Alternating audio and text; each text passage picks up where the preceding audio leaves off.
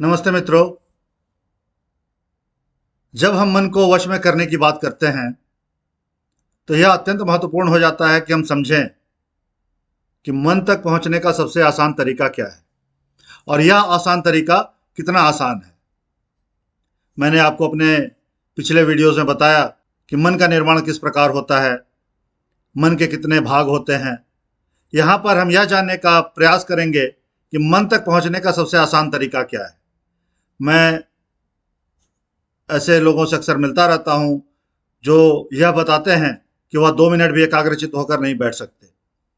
यदि टीवी ना हो, मोबाइल ना हो, इंटरनेट ना हो तो लोग बोर होना शुरू हो जाते हैं, उबना शुरू कर देते हैं। और यही हालत हमारे बच्चों में भी आजकल है। एक 8 साल 10 साल का बच्चा बिना मोबाइल के, बिना इंटरनेट के बोर होने लगता है। यह अत्यंत ही भयावह परिस्थिति है जहां पर हम स्वयं को छोड़कर एक निर्जीव यंत्र पर भरोसा करते हैं और स्वयं को उस निर्जीव यंत्र के हाथों में सौंप देते हैं। अब यह समझना अत्यंत ही महत्वपूर्ण है कि वह निर्जीव यंत्र हमें किस दिशा में लेकर जा सकता है। हम जानते हैं कि इंटरनेट बहुत ही अच्छा है और बहुत ही बुरा है। अतः यदि हम निर्जीव यंत्रों पर भरोसा करें तो उनको किस प्रकार से हमें हैंडल करना है या उसको किस प्रकार से हमें उपयोग करना है, यह हमें पता होना आवश्यक है। इसलिए यह अत्यंत महत्वपूर्ण है कि हम समझें कि मन तक पहुंचने का सही रास्ता क्या है, क्योंकि जैसा हमारा मन बताता है, हमारे शरीर की कोशिकाएं, हमारे शरीर के विभिन्न अंग सब उसी प्रकार से कार्य करती हैं। यदि हम खुश हैं तो इस शरीर की सारी कोशिकाएं, शरीर के सारे अंग भी प्रसन्नता का अनुभव करते हैं। यदि हम दुखी हैं तो हमारे सारे अंग भी शिथिल पड़े होते हैं। यदि हम उत्तेजित होते हैं तो हमारे शरीर के विभिन्न अंगों में उत्तेजना होती है। इस प्रकार हमारे शरीर के अंगों को किस तरह से रिस्पॉन्ड करना है, इसकी जिम्मेवारी कहाँ होती है? या मन हमें कंट्रोल करता है, लेकिन मन हमें मस्तिष्क के द्वारा कंट्रोल करता है।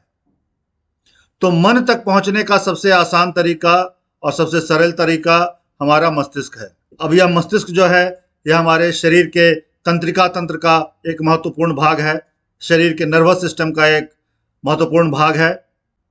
यह मस्तिष्क ही है जो शरीर में होने वाले विभिन्न प्रकार के अनुभवों को रजिस्टर करता है और तुरंत ही वह संदेश उस अंग तक पहुंचाता है। उदाहरण के तौर पर यदि मैं अपने हाथ को किसी गर्म वस्तु पर रखूं तो हमारा नर्वस सिस्टम हमारे मस्तिष्क तक यह संदेश लेकर जाएगा कि मैंने अपने हाथ को एक ऐसे जगह पर रख दिया है जहां का तापमान असहनीय है। यह हमारा मस्तिष्क तुरंत ही यह संदेश हमारे हाथ को भेजेगा कि अब तुम हाथ वहां से हटा लो, और यह घटना अत्यंत ही त्वरित होती है। और इस तरह से हमारा मस्तिष्क शरीर में होने वाले किसी भी घटनाओं को तुरंत रजिस्टर करता है और हमारा मस्तिष्क उस शरीर के भाग को तुरंत आदेश देता है कि तुम्हें अब क्या करना है। अब यह जानना अत्यंत महत्वपूर्ण है कि इस तरह से संदेश हमारे मस्तिष्क तक पहुंचती है। हमारे मस्तिष्क में बहुत सारी तंत्रिका कोशिकाएं होती हैं जिनको हम न्यूरॉन्स कहते हैं। एक अनुमान के मुताबिक ये न्यूरॉन्स की संख्या 1 अरब तक हो सकती है। जब हम जन्म लेते हैं तो सारे न्यूरॉन्स के साथ जन्म लेते हैं। यह समझने वाली बात है कि यह हमारे न्यूरॉन्स रीजनरेट नहीं होते। वह नष्ट हो सकते हैं चोट के प्रभाव में, किसी बीमारी के प्रभाव में, केमिकल के प्रभाव में वह नष्ट हो सकते हैं, पर वह रीजनरेट नहीं होते। हाल के कुछ वर्षों में इस पर शोध किया गया है और यह पाया गया है कि रीजनरेट करने का मात्र तरीका एक ही है और वह है ध्यान। मैं इस बिंदु पर आऊंगा, किंतु मैं वहां पर स्टेप बाय स्टेप जाना चाहता हूं। तो हमारे मस्तिष्क में न्यूरॉन्स की संख्याएं सीमित हैं और एक न्यूरॉन्स हजारों लाखों दूसरे न्यूरॉन्स के साथ मिले होते हैं। जैसा कि मैंने अपने पिछले वीडियो में कहा था कि मन वह क्षेत्र है जहां पर विचारों का जन्म होता है। तो जितने भी विचार होते हैं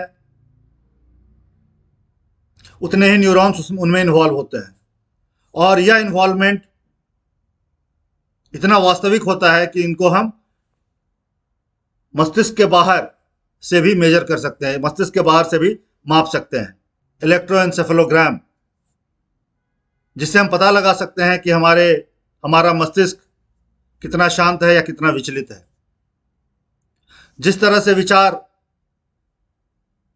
हमारे मस्तिष्क में कौंधते हैं, जितने विचार हमारे मस्तिष्क में कौंधते हैं, उसी प्रकार से वहां पर तरंगों का निर्माण होता है। और ये तरंगें यह बताने के लिए पर्याप्त होती हैं कि हम कितने शांत हैं या कितने उद्वेलित हैं। जब यह तरंगें होती है तो तरंगों का एक आवृत्ति होता है, फ्रीक्वेंसी होता है। तो जितनी अधिक तरंगें होंगी उतनी अधिक आवृत्ति होंगी, उतनी अधिक फ्रीक्वेंसी होंगी। तो तरंगों को हम फ्रीक्वेंसी के टर्म में नापते हैं। तो जिस यूनिट से इनको नापा जाता है उनको हर्ट्ज बोलते हैं। हर्ट्ज का मतलब है एक सेकंड में कितनी बार वह तरंगें बनी। तो यदि मैं बोलूं 100 हर्ट्ज, इसका यह मतलब हुआ एक सेकंड में 100 तरंगें बनी। तो यह मस्तिष्क की तरंगें कितने प्रकार की होती हैं? यह मस्तिष्क की तरंगें 5 प्रकार की होती हैं। और इनमें पहला प्रकार है गामा, जो प्रति सेकंड 32 तरंगों से लेकर 100 तरंगें तक उत्पन्न कर सकती है।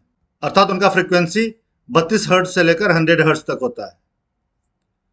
और यह वैसे लोगों में पाया जाता है जो वैज्ञानिक होते हैं या जो विचारों में हमेशा डूबने वाले कार्य करते हैं, जो वैचारिक तौर पर सृजनात्मक कार्य करते हैं। उसके बाद नंबर आता है बीटा वेव्स का, जो कि हम सभी चलते फिरते, घूमते, उठते बैठते महसूस करते हैं।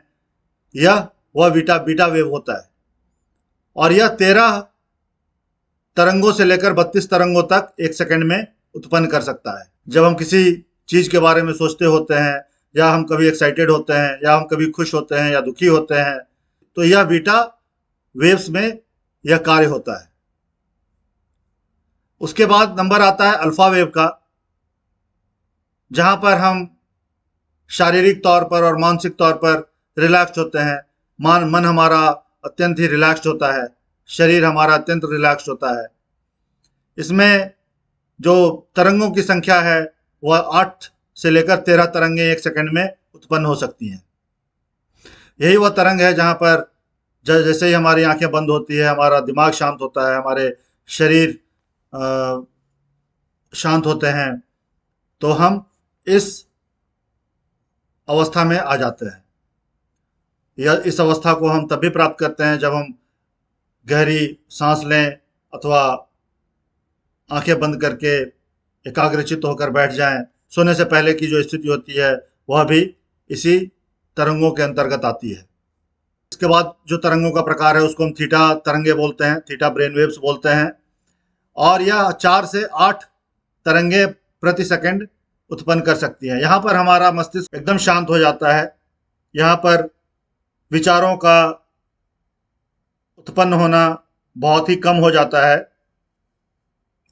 और जब हम डीप मेडिटेशन में जाते हैं तो हम वस्तुतः इसी अवस्था में पहुंचते हैं, जहाँ पर हमें सपने दिखाई पड़ते हैं और हमारा शरीर और मस्तिष्क पूरी तरह से शांत हो जाता है। और जो अंतिम तरंगों का प्रकार है वह डेल्टा ब्रेन वेव्स होता है। इस ब्रेन वेव्स में वस्तुतः हम सोए होते हैं। वस्तुतः हमारा जो मस्तिष्क का क्रियाकलाप है वह अत्यंत ही कम होती है। और इसका जो रेंज है वह 0.5 हर्ट्ज से 4 हर्ट्ज है। मतलब इसका मतलब यह है कि यह आधे तरंग से लेकर 4 तरंगों तक एक सेकंड में उत्पन्न कर सकता है। इस प्रकार से हमने देखा कि हमारा मस्तिष्क जो है किस तरह से व्यस्त हो सकता है और किस तरह से हम इसको शांत कर सकते हैं। अब हम यह जानेंगे कि इसको ट्रेन किस तरह से किया जाए, इन तरंगों को किस तरह से धीरे धीरे करके कम किया जाए। अगले वीडियो में हम जानेंगे कि हम अपने ब्रेन को किस तरह से ट्रेन करें जिससे न्यूनतम विचार हमारे मस्तिष्क में उत्पन्न हो और अपने मन का और अपने मस्तिष्क का जो महत्वपूर्ण भाग है उसको हम किसी सृजनात्मक कार्य में लगाएं, उसको हम शरीर को ऊर्जावान होने में लगाएं। यह सब हम जानेंगे अगले वीडियो में। तब तक के लिए इंतज़ार कीजिए और तब तक के लिए हमें आज्ञा दीजिए। मेरे पुराने वीडियो की तरह इस वीडियो को भी लाइक, शेयर और सब्सक्राइब करना ना भूलें। धन्यवाद।